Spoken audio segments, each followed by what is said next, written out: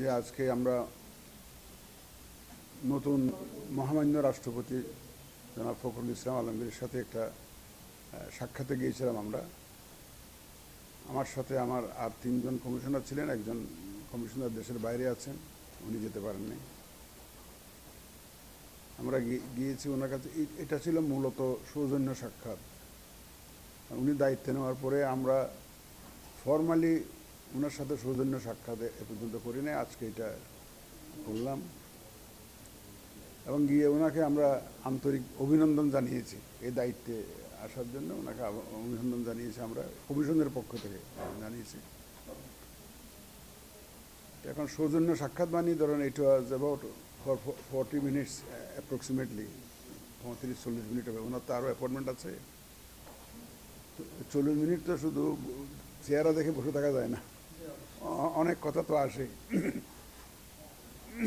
আর আপনারা জানেন যে উনি তো কনস্টিটিউশনালি আমাদের অভিভাবক, ইলেকশন কমিশনের অভিভাবক।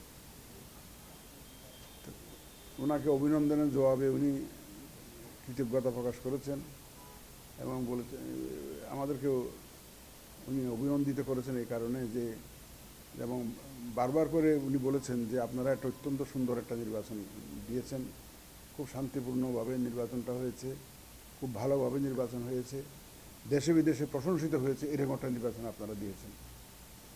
আমি এটার পরে বললাম যে স্যার, আমরা তো একইভাবে স্থানীয় সরকার নির্বাচনটাও করতে চাই। স্থানীয় সরকার নির্বাচনটাও আমরা very professionally in a very credible manner আমরা করতে চাই এবং ওনার জন্য এই ব্যাপারে ওনার সহায়তা চেয়েছি আমরা। যে আপনার সাহায্য চাই আমরা, আমরা নিরপেক্ষভাবে একটা নির্বাচনটা পরিচালনা করতে চাই। এই আমরা যাতে নিরপেক্ষতা বজায় রাখতে পারি এবং আমাদের যে স্বাধীন সত্তা আমরা এটা বজায় রাখতে পারি, এই ব্যাপারে আপনার সহায়তা চাই। উনি বলেন যে আমার সহায়তা পাবেন। এখন আমি যে চেয়ারে বসছি আমারও তো নিউট্রালি বিহেভ করতে হবে সব কিছু, এবং আপনাদেরকে যাবতীয় সহযোগিতা আমার পক্ষ থেকে আপনারা পাবেন। আপনারা যে কোনো বিষয়ে আপনারা যেটা চাচ্ছেন যে নিরপেক্ষতা আপনাদের কাছে কাম্য, তা আমিও চাই। উনি বললেন যে এটা আমিও চাই, সুতরাং আপনারা যে ধরনের সহযোগিতা চাইবেন আমি সেটা করব। প্রসঙ্গক্রমে উনি একটা কথা বললেন যেটা আমার খুব ভালো লেগেছে। বলে যে দেখেন, আপনার সাথে বলি, বলে যে আমি এই দেশে গণতন্ত্রটাকে প্রাতিষ্ঠানিক রূপ দিতে চাই। যে আমার এই ট্রেনিংয়ের যদি আমরা এই ব্যাপারে যদি কোনো অবদান রাখতে পারি, এই যে তাইলে কিন্তু দেশের জন্য এটা মঙ্গলজনক হবে। আমি এটা প্রাতিষ্ঠানিক রূপ দিতে চাই। এবং উনি এটাও বললেন যে আমাদের মাননীয় প্রধানমন্ত্রীও সেটা চান। এটা উনি বললেন, উনি যেটা যে উনিও চান, আমরা মোটামুটি একই ওয়াভলেংথে আছি। তা আমি বললাম যে স্যার, তাহলে তো ইলেকশন যদি করতে হয়, ইলেকশনের তো অনেক কিছু প্রস্তুতিমূলক কাজ আছে, এগুলো আমরা এখন করে প্রায় সমাপ্ত করে ফেলেছি। আমরা কিন্তু ইলেকশন করার জন্য কিন্তু সম্পূর্ণ প্রস্তুত। সেটা স্থানীয় সরকার নির্বাচন বলেন বা উপনির্বাচন যেটা ঠাকুরগাঁয়ে, আমরা কিন্তু প্রস্তুত আমাদের দিক থেকে। কারণ আমরা শুধু ওয়েট করতেছিলাম যে আমাদের আচরণবিধিগুলো যেগুলো ভেটিংয়ের জন্য পাঠিয়েছিলাম আইন মন্ত্রণালয়ে, সেগুলোর জন্য অপেক্ষা করতেছিলাম। তো এসে গেছে, অলরেডি এসে গেছে। এখন আমরা এগুলো শুধু সাধারণ ম্যানুয়াল তৈরি করতে হবে, এগুলো আমরা তৈরি করবো এখন। তা আমাদের তরফ থেকে আর কোনো প্রস্তুতির কোনো আর ঘাটতি নাই বলতে গেলে। তো আমরা এসেই আমি সচিব মহোদয়ের সাথে কথা বলেছি যে নির্বাচনের জন্য যা যা করা দরকার সার্বিক প্রস্তুতি নিয়ে ফেলার জন্য। সার্বিক প্রস্তুতি মানে ওই যে বলে না, সুইচ টিপ দিলে যাতে বাতি জ্বলে, সেরকম মানে আমরা যাতে গো বলার সাথে সাথে যাতে আমরা নেমে পড়তে পারি ইলেকশনের কাজে, সেইভাবে প্রস্তুতিটা নেওয়ার জন্য বলেছি। আমাদের তো আপনারা জানেন যে ন্যাশনাল ইলেকশনে আমাদের যে কমিশনার মহোদয়, যে ব্রিগেডিয়ার সানাউল্লাহ সাহেব, উনি ল অ্যান্ড অর্ডার এটা কোঅর্ডিনেট করতেন। ওনাকে অলরেডি বলা হয়েছে যে to hold meetings with the law enforcement agencies. উনি এই কোঅর্ডিনেশনের কাজটা যাতে শুরু করে দেন অলরেডি। কারণ ওনাদেরকে তো একটা অ্যালার্ট করতে হবে, আইনশৃঙ্খলা বাহিনীকে তো অ্যালার্ট করতে হবে যে আমরা we are going to hold elections এটা ঠাকুরগাঁও একের কনস্টিটিউয়েন্সি যেরকম আমার লোকাল গভর্নমেন্টও সেরকম, সেখানে সবখানে তো ল এনফোর্সমেন্ট এজেন্সির একটা বিষয় আছে। তো সুতরাং ওনাকে অলরেডি বলা হয়েছে, উনি হয়তো খুব শীঘ্রই এই কোঅর্ডিনেশন মিটিংগুলো শুরু করবেন। পরে বড় প্রস্তুতি হচ্ছে যে আমাদের প্রকিউরমেন্ট রিলেটেড কোনো ঘাটতি নাই, এই প্রকিউরমেন্ট রিলেটেড কোনো ঘাটতি নাই। অলরেডি আমরা ইলেকশন করার জন্য যেটুকু দরকার হবে আমাদের সবই আছে। বাকিটা যখন সময় আসবে, ইলেকশনের সময় ব্যালট ছাপানো ইত্যাদি এগুলো আমরা করে ফেলব। আমরা ওই যে আজকে একটা সিদ্ধান্ত নিয়েছি আমরা, যে ঠাকুরগাঁও এক আসনে হয়তো খুব লিমিটেড নাম্বার হবে, আমরা পোস্টাল ব্যালটের আমাদের যারা এক্সপার্টিয়েট আছে তাদেরকে ইনক্লুড করার জন্য সিদ্ধান্ত নিয়েছি আমরা, তাদেরকেও একটা ভোটের সুযোগ দেওয়ার জন্য সিদ্ধান্ত নিয়েছি আমরা। ওখানে হয়তো number of voters will not be too many, একটা কনস্টিটিউয়েন্সি তো বেশি ভোটার হয়তো হবে না, যে হয় এটা আমরা আমাদের যে ব্রিগেডিয়ার ফজল সাহেব এটা দেখতেন, ওনাকে বলা হয়েছে টু গো অ্যাহেড, যে এটার জন্য যা যা করণীয় প্রবাস সহই তো বললাম, প্রবাস সহ করার জন্য আমরা বলেছি। তো উনি হয়তো কাজ শুরু করে দিবেন খুব শিগগিরই। তা আমাদের সুবিধা হচ্ছে যে আমাদের যে যারা প্রকল্পে ওই যারা কনসালটেন্ট ছিলেন তারা তো এখন ট্রেনিং দিচ্ছেন আমাদের লোকজনকে, যাতে আমরা কমিশন যখন থাকবো না, এই কমিশন যখন থাকবে না, আমরা যখন থাকবো না, অন্য কেউ যখন আসবেন তারা যাতে এই ইলেকশনটা করতে পারেন, যে পোস্টাল ব্যালট ভোটটা করতে পারেন, ওনাদের জন্য আমরা লোকজনকে ট্রেনিং দিয়ে যাচ্ছি। ওনাদের জন্য আমরা ওই যে ম্যানুয়াল তৈরি করে দেওয়া হবে কীভাবে ইলেকশনটা করা যায়, তাহলে ওনারা এটা ভবিষ্যতে এই ইলেকশনটা করতে পারবেন, পোস্টাল ব্যালটের মাধ্যমে এক্সপার্টিদের ভোটের ব্যবস্থাটা করতে পারবেন। নাহলে আমরা ওয়ান টাইম করলাম, তারপরে ভুলে গেলাম আর আমরা চলে গেলাম আর এটা চলে গেলো, এটা হবে না, এটা তো সাস্টেইনেবল হতে হবে। তো সুতরাং ইনশাল্লাহ হবে, সেই লক্ষ্যে ট্রেনিংও চলছে আমাদের, তার লোকজনও আছে, অসুবিধা নাই। আমরা এখানে হয়তো ইয়ে করবো, আমার এই postal ballot booth for the domestic voters and also for the outside out of the country voters, এটা করবো আমরা ইনশাল্লাহ। তো আর কিছু জানতে চান?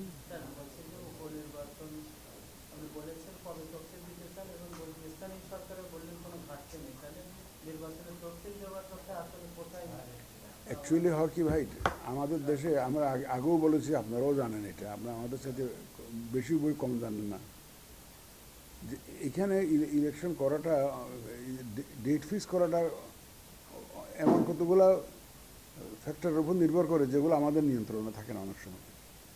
এগুলাকে ওই ইকোনমিক্সে, আমরা যারা ইকোনমিক্সে পড়েছি তারা এক্সোজেনাস ভেরিয়েবল বলে, মানে আমার নিয়ন্ত্রণের বাইরে কিছু ইয়ে থাকে। যেমন ধর ফ্লাড হয়েছে, এখন আমি কী করবো বলেন, এটা সমস্যা হয়ে যায়। তারপরে এখন দুর্গাপূজায়, দুর্গাপূজার জন্য তো আগে পরে অনেক দিন বন্ধ রাখতে হয়, ল এনফোর্সমেন্ট এজেন্সির লোকজনগুলো সব দুর্গাপূজা নিয়ে ব্যস্ত থাকে। গ্রামে গঞ্জে পূজা হয়, শত শত পূজা মণ্ডপ হয়, তো ওর মধ্যে ইলেকশন দিলে একটা সমস্যা হয়ে যায় না, দুর্গাপূজার জন্য একটা গ্যাপ রাখতে হয়। তারপরে আপনার এই যে পরীক্ষা এসে যায় আমাদের শীতকালে, আমরা ইলেকশন টাইমে দেখবেন যে জায়গায় সিজনটা ফেভারেবল, কিন্তু ওখানে পরীক্ষা দেবে, স্কুলের পরীক্ষা। এখন আমরা স্কুল বিল্ডিংগুলোকে ব্যবহার করি ভোটের সেন্টার হিসেবে, আমরা স্কুলের টিচারগুলোকে নিয়োগ করি প্রিসাইডিং অফিসার হিসাবে, তাহলে ওনাদের পরীক্ষার একটা বিষয় থাকে। তো এখন এই পরীক্ষার বিষয়টি আমরা হয়তো সংশ্লিষ্ট মন্ত্রণালয়ের সাথে আলাপ করে একটু অ্যাডজাস্ট করার চেষ্টা করব ইনশাল্লাহ। তবে এটা নিশ্চিত যে আমাদের এই বছরের মধ্যে শুরু করতে হবে, কিছু আইনি বিষয় আছে এখানে, এই বছরের মধ্যে শুরু করতে হবে। এবং এই বছরের মধ্যে যদি শুরু করতে চাই, কারণ আমার যেহেতু পার্টিকুলারলি ওই যে ঠাকুরগাঁওয়ের জন্য আবার একটা বাই ইলেকশন আছে, ওটাও আমার 90 দিনের মধ্যে শেষ করতে হবে। এটা 90 দিনের মধ্যে শেষ করতে গেলে তাহলে এটা যাতে ক্ল্যাশ না হয়, কারণ আমার তো ইউনিয়ন পরিষদ তো ঠাকুরগাঁও তো আছে, যাতে ক্ল্যাশ যাতে না হয় সেটা ইনশিওর করে আগাতে হচ্ছে আমাদেরকে। তো ইন এনি কেস আমার মনে হয় আমরা এই সেপ্টেম্বরের মধ্যে একটা শিডিউল দিতে পারবো আমার মনে হয়। কারণ এখন দেখেন অনেকে কনসেপ্টুয়ালি এটা অনেক ভুল করে, যে একটু খেয়াল করতে হবে যে আমরা শিডিউল যদি এখানে সেপ্টেম্বর অক্টোবরে দেই, ফর এক্সাম্পল একাডেমিক্যালি স্পিকিং, ইলেকশনটা তো দেওয়া হবে আগামী বছর দিয়ে পড়ে, আগামী আগামী বছর ইলেকশন করলে আমাকে কিন্তু এই বছরের শিডিউলটা দিতে হবে, বুঝছেন তো? তো সুতরাং আশা করছি যে আমরা হয়তো এই মাসের মধ্যে, এই মাস মানে সেপ্টেম্বর মাসের মধ্যে হয়তো শিডিউলটা ঘোষণা করতে পারবো। তাহলে আলটিমেটলি গিয়ে বছরের শেষে আবার কিছু কিছু হয়তো আগামী বছরে চলে যেতে পারে। আবার আগামী বছরের অসুবিধাটা হলো, দেখেন ওই যে ফেব্রুয়ারি মাসে আবার রমজান, ফেব্রুয়ারি মাসে রমজান এসে যাবে আমার ফার্স্ট উইকের শেষের দিকে রমজান এসে যাবে, তো রমজান তার ডেলিগেশন করতে পারবো না। তাহলে আমাদের যে টাইম স্লট যেখানে আমাদেরকে ইলেকশনকে অ্যাকোমোডেট করতে হবে ইজ ভেরি শর্ট। তারপরে যদি আবার রমজানের পরে যেতে যাই, তারপরে আবার কী বলে ঈদুল আজহা, তারপর বর্ষাকাল, গরমকাল এবং বর্ষাকাল, নানাবিধ জটিলতা।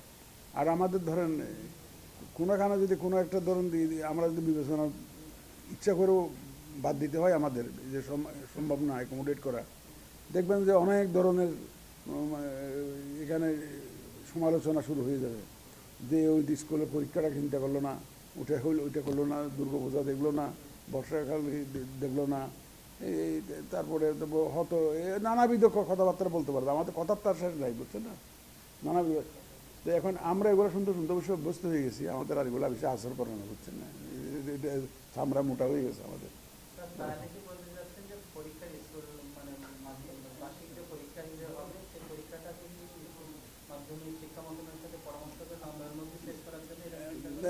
জি জি জি আমরা will try to discuss the issue with the relevant ministry, এবং তাদেরকে অনুরোধ করবো যাতে পরীক্ষাটা দ্রুত শেষ করে নিয়ে নেয়, ওনারা সেই ব্যবস্থা করে। না, ইফ ইট ইস পসিবল আমরা হয়তো মেবি এন্ড অফ নভেম্বরে শুরু করতে পারি, যদি ওনারা পরীক্ষাটা একটু আগে নিতে পারেন। এখন আমাদের লিমিটেশন হচ্ছে আমাদেরকে লার্জ নাম্বার অফ ইউনিয়ন পরিষদ election has to be done within this ইয়ার, করতে হবে এই বছরের মধ্যে করতে হবে।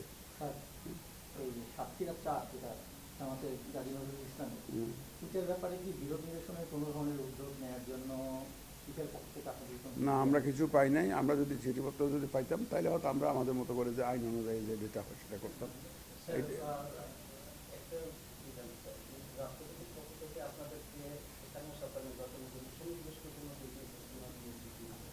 কোনো দিক নির্দেশনা উনি না উনি কোনো কিছুই বলেন নাই আমাদের কাছে, নির্দেশনামূলক কিছু উনি বলেন নাই। উনি জাস্ট আমরা বলেছি, আমাদের কাছে শুনতে চেয়েছে, আমাদের প্রস্তুতি কীরকম শুনতে চেয়েছেন, কোনটা কবে করতে চান, এগুলো জাস্ট জানতে চেয়েছেন ক্যাজুয়ালি। উনি কোনো ধরনের কোনো কিছু আমাদের উপরে ইম্পোজ করেন বলেন। উনি শুধু বরং বলেছেন আপনারা যাতে ইন্ডিপেন্ডেন্টলি কাজ করতে পারেন, প্রফেশনালি কাজ করতে পারেন, নিউট্রালি কাজ করতে পারেন, তার জন্য আমার যাবতীয় সহযোগিতা থাকবে আপনাদের। এটা উনি আমাদেরকে এশিওর করেছেন। আমি বলেছি যে স্যার আমরা আপনার কাছেই আসবো, ওনাদের কোনো অসুবিধা হলে। উনি বলেন যে ইউ আর অলওয়েজ ওয়েলকাম, আমার সব ধরনের সহযোগিতা আপনাদের জন্য থাকবে। বলে যে আমিও তো আমার চেয়ার থেকে আমাকেও তো নিউট্রালি বিহেভ করতে হবে। উনি এটাই বলেছেন যে আমারও নিউট্রালি বিহেভ করতে হবে, সুতরাং আমি তো কোনো পক্ষপাতিত্ব করতে পারবো না, এটা উনি বলেছেন। এবং উনি সব সহযোগিতা করবেন বলছেন আমাদেরকে।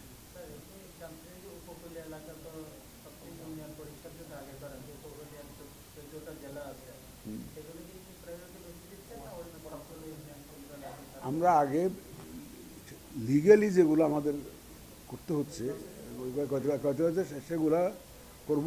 যেমন ধরেন আগে যে ইলেকশনগুলো হয়েছে 6টা ফেজ যে হয়েছে, আর প্লাস মিসেলেনিয়াসগুলো মিলিয়ে 7টা ফেজ হয়েছে। ফার্স্ট ফেজটা হয়েছে অন 10th June 2021, এটা 371টা ইউনিয়ন পরিষদ। এগুলাকে আমরা ফার্স্ট টার্গেট করতে হবে। এখন এটা তো আর এক জায়গায় না, ক্লাস্টার না, এটা হয়তো বিভিন্ন জায়গায় ছড়িয়ে ছিটিয়ে আছে। তো এগুলো আমাদেরকে আইডেন্টিফাই করে এগুলো হয়তো আমরা বিবেচনায় নিব। প্রথম বিবেচনায় আমাদেরকে এগুলো নিতে হবে। লিগাল রিকোয়ারমেন্ট আছে, তো সুতরাং আমাদের এগুলো নিতে হবে। আর উনি যেটা বললেন ভেরি ভ্যালিড কোয়েশ্চেন। এগুলো কোনো মতেই খারাপ মৌসুমে এগুলো করা যাবে না। এগুলো আমাদেরকে করতে হবে একটা শুষ্ক মৌসুমে করতে হবে, সুতরাং সেটা আমাদের বিবেচনায় থাকবে। তারপরে ধরেন আমাদের যে হিলি রিজিয়ন যেখানে আছে ওখানে যদি কোনো কিছু পরে কোনো ইলেকশন পরে ডিউ হয় সেগুলো আমাদেরকে একটু চেষ্টা করতে হবে যে ড্রাই সিজনে করে ফেলার জন্য। সব কিছু মিলিয়েই তো আমাদের এটা করতে হবে। আমরা এমনি আবার ছোটোকালে দেখেছি সবসময় ছোটো একদম শীতকালটা হচ্ছে যে আমাদের ইলেকশনের মৌসুম। যত ইলেকশন হবে সব শীতকালে হয়। যারা ভোটার আছে তাদের জন্য সুবিধা। হ্যাঁ, একটা জিনিস বলে রাখি আমি শুনে, যে আমি অর্থনীতির ছাত্র, যারা ইকোনমিক্স পড়েছেন তারা জানেন কনজিউমার সোভারেন্টি বলে একটা কথা আছে। কনজিউমার সোভারেন্টি একটা কথা আছে ইকোনমিক্সের ভাষায়, মার্কেট ইকোনমিতে sovereignty lies with the consumer, মানে কাস্টমার। তো কনজিউমার যেটা চায় সেটা দিতে হয়, এটা অর্থনীতির ফ্রেজ, এটা কনজিউমার সোভারেন্টি। আমি এখানে ভোটার সোভারেন্টি এস্টাবলিশ করতে চাই, সাফ সাফ কথা। আমি এখানে ভোটার সোভারেন্টি চাই। Election sober it relates to the election, নির্বাচন সংক্রান্ত কাজে ভোটার্স উইল বি সোভারেন। এইটা আমি প্রতিষ্ঠিত করতে চাই এই দেশে। আমার যত এ পর্যন্ত পেরেছি ইনশাল্লাহ, এবং আমাদের কমিটমেন্ট ইজ টোটাল। আমাদের কমিটমেন্টে কোনো ঘাটতি নেই, এবং পারিপার্শ্বিক অবস্থা যেটুকু আছে এগুলো আপনাদের সহযোগিতা নিয়ে আমরা উত্তরে দিতে পারবো ইনশাল্লাহ। আপনারাও তো চান, তাই না? নিউট্রাল আপনারাও তো চান, সবাই তো চায়, সবাই তো চায়। তো কিন্তু সবাই যখন চায় আমাদের তো সুবিধা আছে, এবং আমাদের কমিটমেন্ট এটাই। আমরা আমি ভোটার্স সোভারেন্টি যেটা বললাম, আই এমফাসাইজ দি ফ্রেজ, যে ভোটার সোভারেন্টি আমরা এস্টাবলিশ করতে চাই, এবং এটা করবো ইনশাল্লাহ। এটা কোনো ভুল নাই, এবং এটার জন্য যা যা করা দরকার তা করবো। আজকে প্রেসিডেন্টকে, মহামান্য রাষ্ট্রপতিকে এই কথাটাই বলেছি, মানে আমরা কিন্তু ন্যাশনাল ইলেকশন যেভাবে করেছি সেটার চাইতে ভালো বই খারাপ না। ওই স্ট্যান্ডার্ড তো মিনিমাম, ওই স্ট্যান্ডার্ডে যাতে আমরা কাজ করতে পারি, আমরা প্রফেশনালি যাতে কাজ করতে পারি, ইন্ডিপেন্ডেন্টলি যাতে কাজ করতে পারি, নিউট্রালি যাতে কাজ করতে পারি, এবং আমাদের প্রত্যেকটা পদক্ষেপ যাতে ক্রেডিবল হয় সেভাবে যাতে কাজ করতে পারি, আমরা আপনার সাহায্য চাই, একদম পরিষ্কার। হ্যাঁ,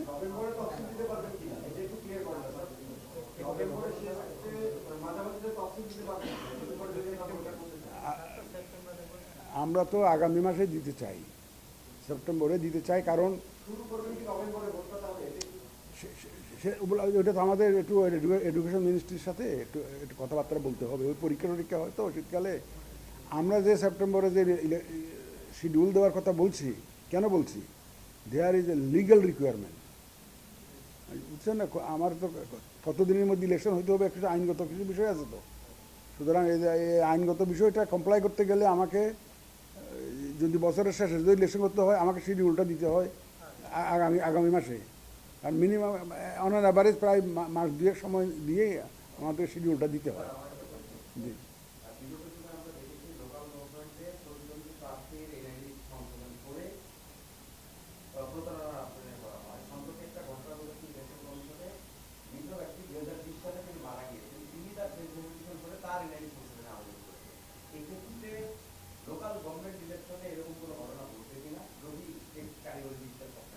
ভাই শুনেন, এই জালিয়াতিটা তো আর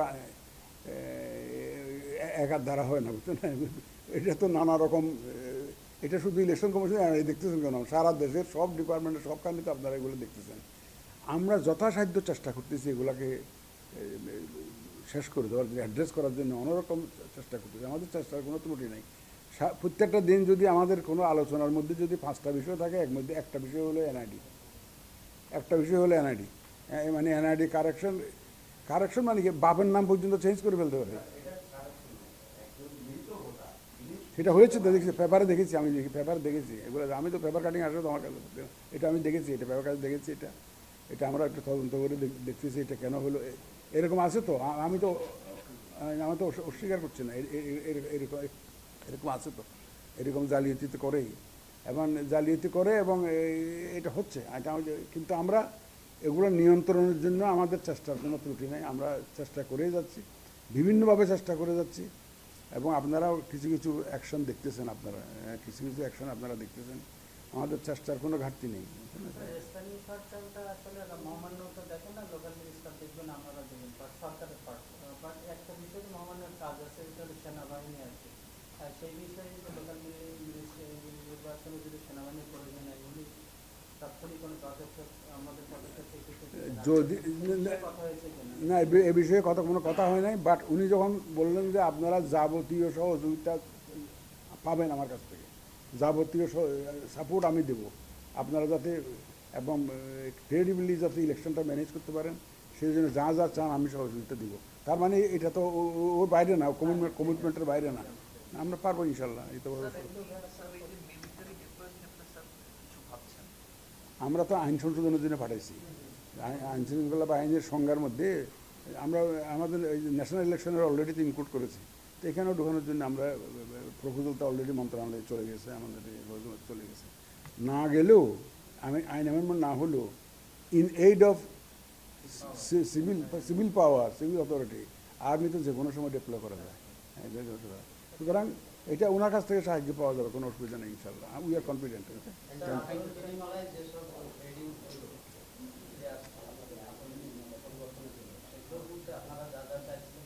সবগুলো আছে, কিছু এগুলো ম্যাক্সিমাম ক্লারিক্যাল কারেকশনস, বানান